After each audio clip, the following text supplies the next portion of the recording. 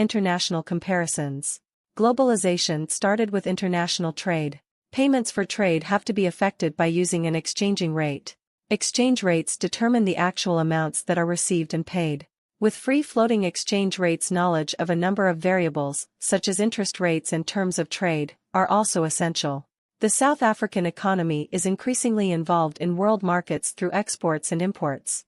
The high levels of uncertainty in the global environment in 2011 created volatile exchange rates. In the short term, this volatility is likely to hold back higher growth. International standardization. Economic and social indicators are so important that international aid and funding organizations have specifications on how to compile them.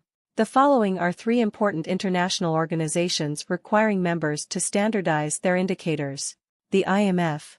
Its Manual on Government Finances Statistics focuses on public finance accounting. The World Bank.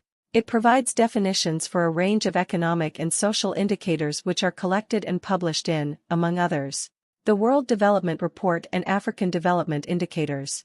The United Nations. The best-known manual of economic indicators is the UN System of National Accounts, SNA.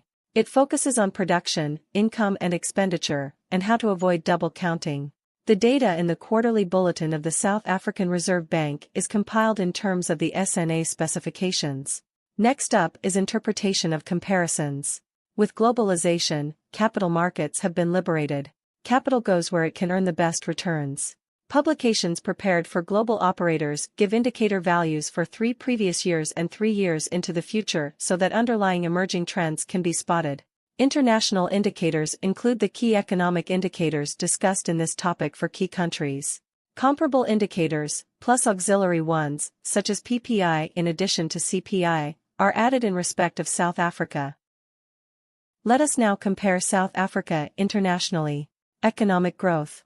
South Africa is a developing country where a 3% growth rate is acceptable for a developing country, in terms of the World Bank a lower middle-income country. Government abandoned anti-cyclical demand management in favor of structural reform in 1996 as guiding principle in fiscal policy. After the implementation of GEAR, 1996, the budget deficit reduced to less than 3% of the GDP accepted as benchmark, in line with international best practice. Government reduced deficit, limiting public debt, internationally acknowledged for exceptional fiscal discipline. Next is inflation. Inflation decreased continuously from 9% in 1994 to 3.4% in 2005.